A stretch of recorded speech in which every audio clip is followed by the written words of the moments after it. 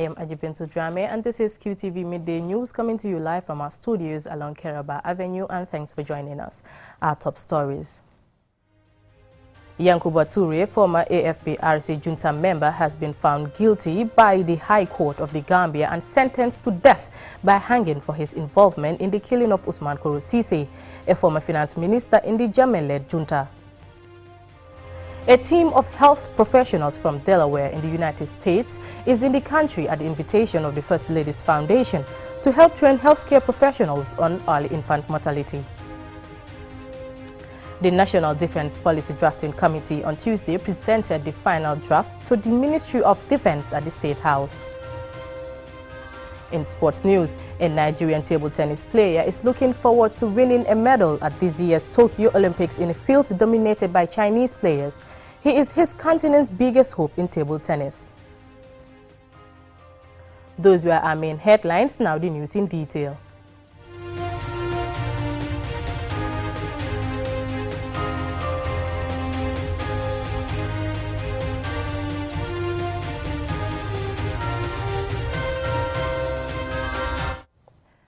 Now, Yankuba Toure, former AFP-RC junta member, has been found guilty by the High Court of the Gambia and sentenced to death by hanging for his involvement in the killing of Usman Koro Sise, a former finance minister in the Jammeh-led junta. QTV's Momodu Lamin Choi was in the court and he now reports. Finally, justice has been delivered nearly 3 decades after the killing of former finance minister Usman Koro Sise.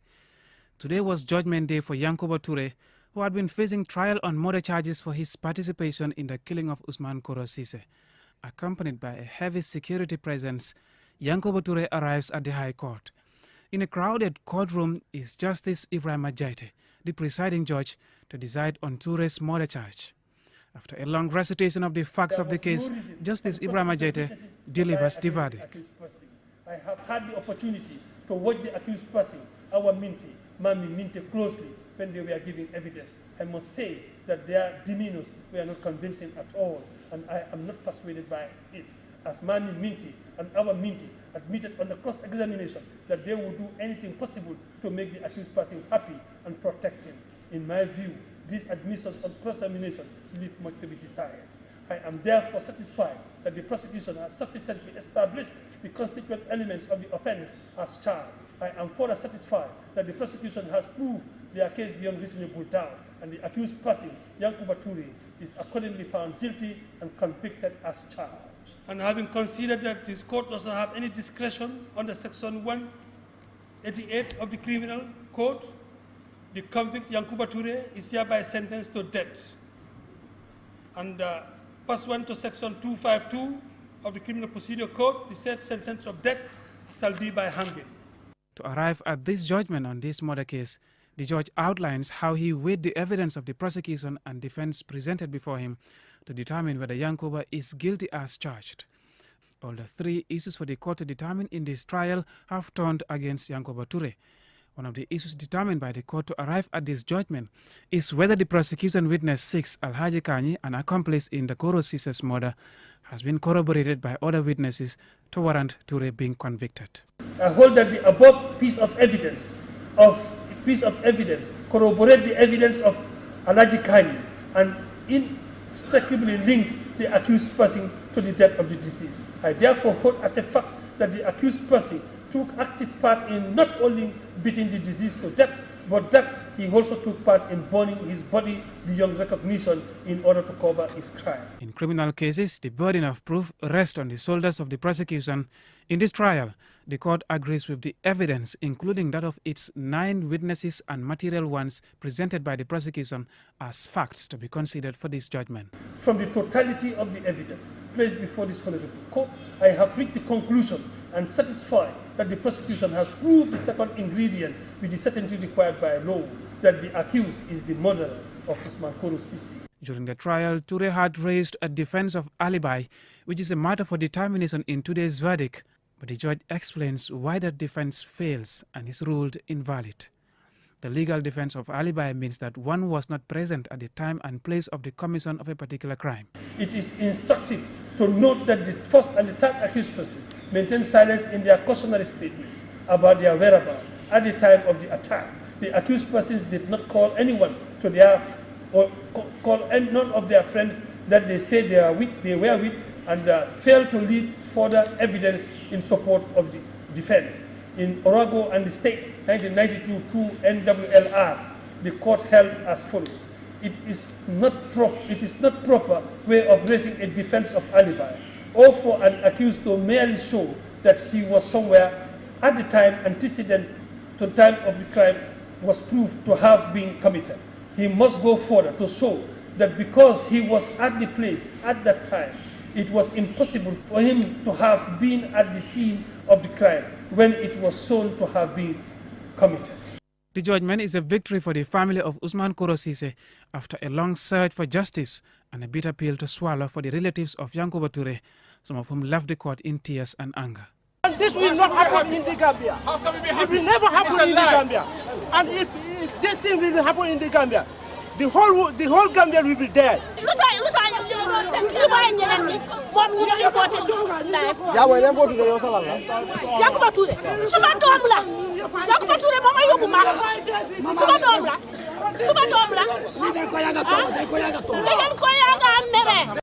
The next place to serve his sentence is at the Mile 2 prisons, and the chances of him being hanged by the neck until death, as prescribed by law, is unlikely, given in 2018, President Adama Barrow had announced a moratorium on the death penalty, calling it a first step towards abolition.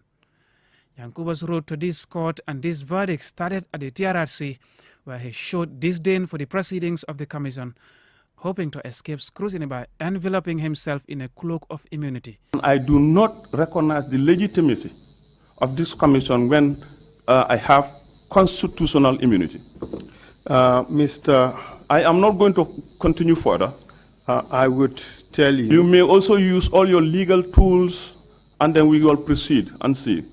Today, a man who invoked constitutional immunity for his freedom is left with nothing apart from an appeal against his death sentence. Mahmoud Lamin Choi, QTV News. A team of health professionals from Delaware in the United States is in the country at the invitation of the First Lady's Foundation to help train healthcare professionals on early infant mortality. Aliu Sisi reports. First Lady Fatima Barrow visited Delaware in the United States, during which the Delaware African Caribbean Coalition in the USA formed a partnership with the First Lady's Foundation to assist in the health sector over the past 3 years. The First Lady's role is, among other things, to advocate support for the people through her foundation. This team of health personnel have been in the Gambia for the past weeks to train 62 healthcare professionals in Bansang, Farafenni and Buyam to help newly born babies survive. The Gambia's infant mortality rate is the 7th highest in the world. On Wednesday, they presented surgical materials to Edward Francis Sumo Teaching Hospital in Banjul. Speakers at the ceremony were the chairperson of FAB, Madam Fatou Cissé, Dr. Christopher Rape, the leader of the delegation, and Dr. Nyan of the Edward Francis Sumo Teaching Hospital. They all applauded the partnership and look forward to a more consolidated partnership for the benefit of the country's health sector. After the presentation at the hospital, the team from Delaware were received at State House by the First Lady to show gratitude and thank them for their wonderful gesture. Reporting for QTV News, I am Aliu Sise. The National Defense Policy Drafting Committee, given the responsibility of drafting the Gambia's first ever national defense policy since independence, on Tuesday presented the final draft to the Ministry of Defense at the State House. Omar P. Jallo was there, and this is his report. The drafting committee was formally identified to work on the policy document, which will be the most important document that will guide the ministry to function more effectively as an oversight body of the Gambia Armed Forces. The policy will also ensure full civilian control over the armed forces, as enshrined in the security sector reform recommendations. Handing over the draft policy, the chairman of the Defense Policy Drafting Committee, Sirif Gomez, said the drafting of the National Defense Policy is a necessary requirement for the reorganization, reform and transformation needed to modernize and professionalize the Gambia Armed Forces. Adding the policy document will ensure that the laws, policies and other legislation necessary for the reforms process are in line with the document and spirit of the country's constitution, based on democratic civilian authority, control and oversight of the armed forces, in line with international standards and best practices. This committee took that task at heart understanding that each and every Gambian is being represented in this drafting process. And this was the atmosphere, this was the condition, this was the environment in which each and every member committed to putting his or her best to ensure that we end up having the best defense policy that we could produce. Receiving the draft document, Sir Omar Faye, the Minister of Defense, described the event as a milestone for his ministry and the government's effort to ensure good governance, security and the protection of sovereignty and territorial integrity of the country. He added that the defense policy is fulfillment of the country's ongoing security sector reform. Now we have come to a point where we have a robust, rigorous and well-informed defense policy. During a post-2020 era, when traditional security threats continue to develop and impact the world, an era when military forces must invest in developing new forms of capability to respond to these issues. Minister Faye said the term security sector reform is slightly misunderstood by a lot of people, thus the media has an important role to play in raising public awareness on the importance of the public policy document, especially as the policy forms part of broader strategy and policy guiding document which covered many facets ranging from security, military policies, our core values to other elements of national security. It is critical the Gambia remains relevant and also has a contribution to bring to collective security and defense threats.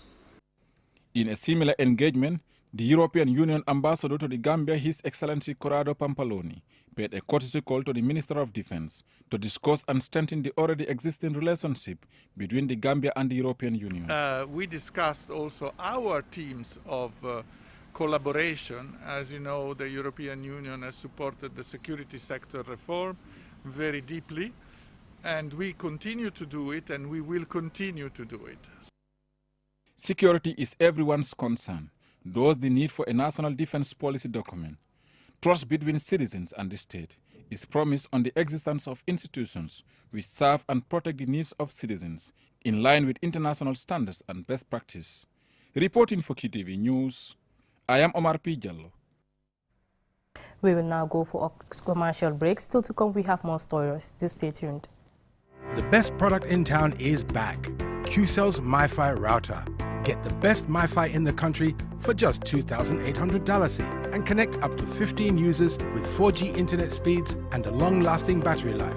So rush now to any of our customer care locations and get the best for less while stocks last. For more info, call our customer care on 111. QCell, Senior Boss, the Gambia's quality network. We innovate, others follow.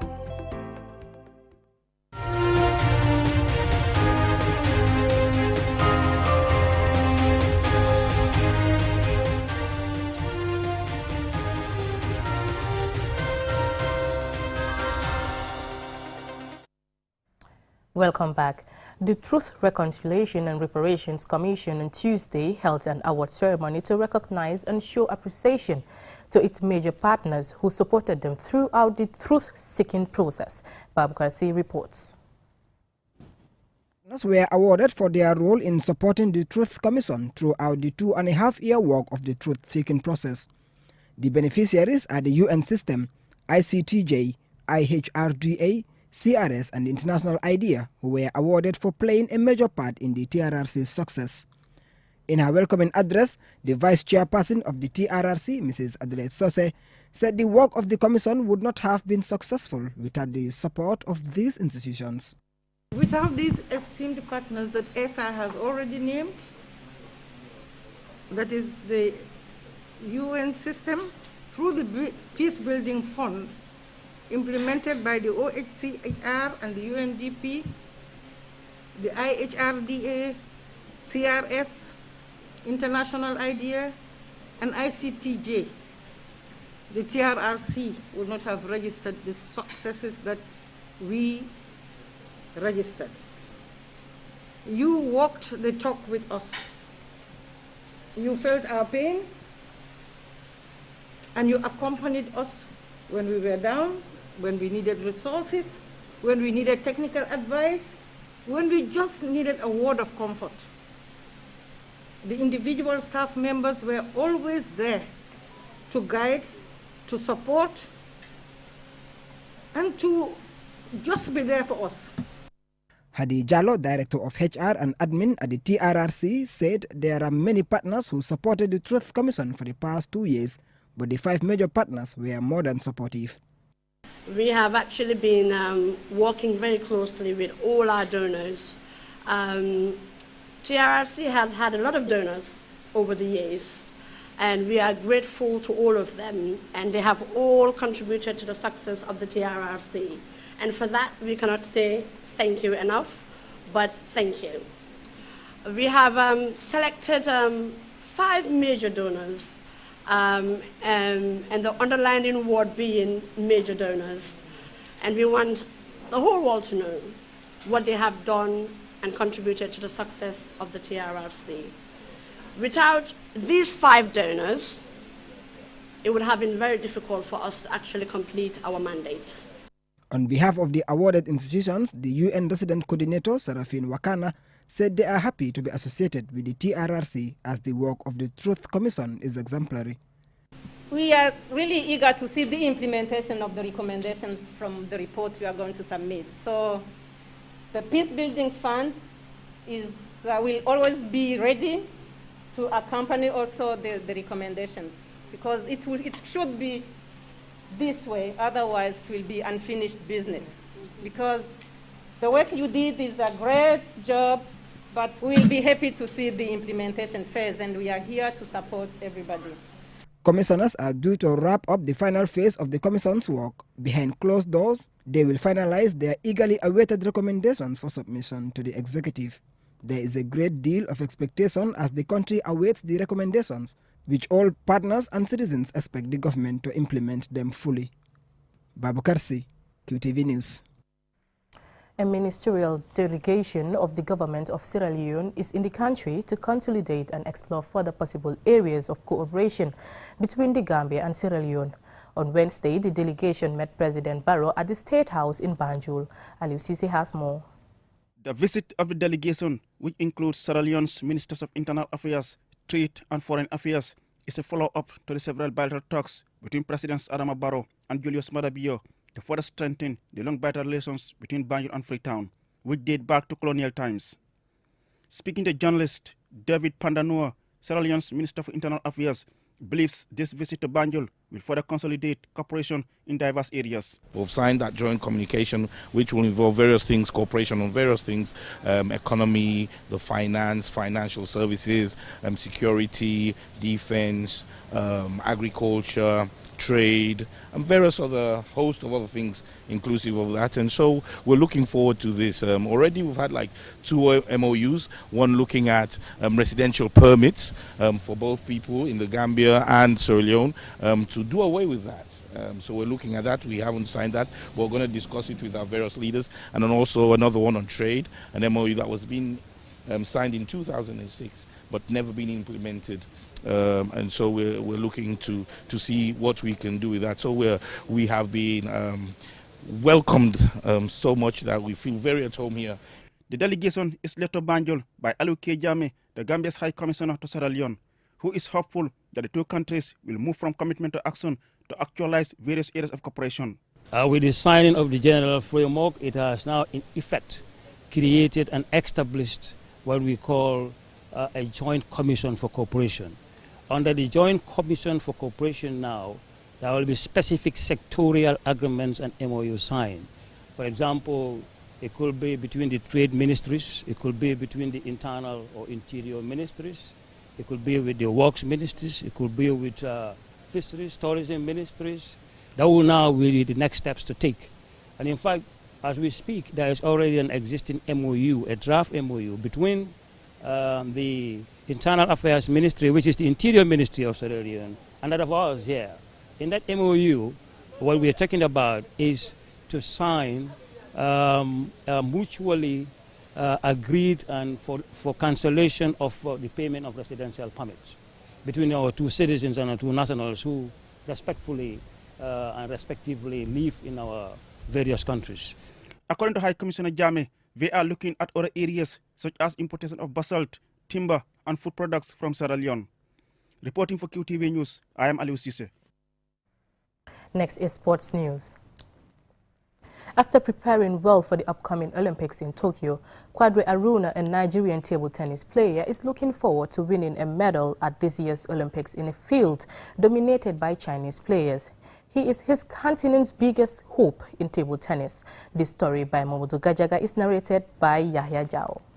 Games are set to start on the 23rd of July, although both the International Olympic Committee and the Tokyo Olympic organizers say no spectators will be allowed at the Games. With less than 10 days to the start of the international competition, Quadri Aruna of Nigeria is training hard to compete and secure a medal for his country and end Chinese dominance in table tennis. Table tennis is the #1 sport in China. They put a lot of money into the sport and they have the best coaches who understand the game. But I think it is possible to pull off a surprise in Tokyo. My target is to win a medal, and I hope to be lucky, Aruna told German media outlet DW. With his speedy forehand power, the Nigerian expert had defeated 3 top players to reach the quarterfinals of the men's singles table tennis event, the first for an African at the Olympic Games. He has defeated both the Taiwanese 5th seed, Chuan Chi-Yuan, and German star Timo Boll 4-0 and 4-2 respectively, in one of the biggest upset runs in table tennis history. In 2017, Aruna became the first African to win an ITTF title outside the continent when he defeated Japanese veteran Kai Yoshida to lift the ITTF Challenge Polish Open. He won the ITTF African Cup against Egyptian rival Omar Assar in the same year.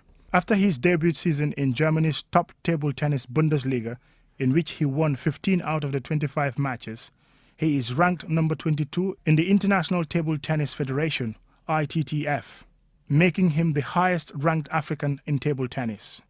He said the government of Nigeria has been very supportive, unlike the last Olympic Games in Rio, where Nigerian athletes struggled to get funding. He confirmed receiving unprecedented support from the Nigeria's Minister of Sports to attend these competitions. The task facing Aruna is immense. China has been the most successful nation in Olympic table tennis, winning 53 medals, 28 gold, 17 silver and 8 bronze. Since 1992, Chinese players have won at least 1 medal in every event. At the 2008 Olympic Games on home soil, China achieved an unprecedented medal sweep in both the men's and women's singles tournaments and won both tournaments. Getting a medal in Tokyo would mean that Quadri Aruna must face down the Chinese dominance at the top of the sport, and it will be a joy for his country and the African continent if he succeeds in winning a medal at the upcoming Tokyo Olympics. At the 2016 Olympics, he got as far as the quarterfinals. He has hopes of doing much better this time. Momodu Gajaga, QTV News. Before we close, here is a recap of our main headlines. Yankuba Toure, former AFP-RC junta member, has been found guilty by the High Court of the Gambia and sentenced to death by hanging for his involvement in the killing of Usman Koro Cisse, a former finance minister in the Jammeh-led junta. A team of health professionals from Delaware in the United States is in the country at the invitation of the First Lady's Foundation to help train healthcare professionals on early infant mortality. The National Defense Policy Drafting Committee on Tuesday presented the final draft to the Ministry of Defense at the State House. Well, that's it from me in today's Midday News. Thank you for watching and please stay tuned on QTV.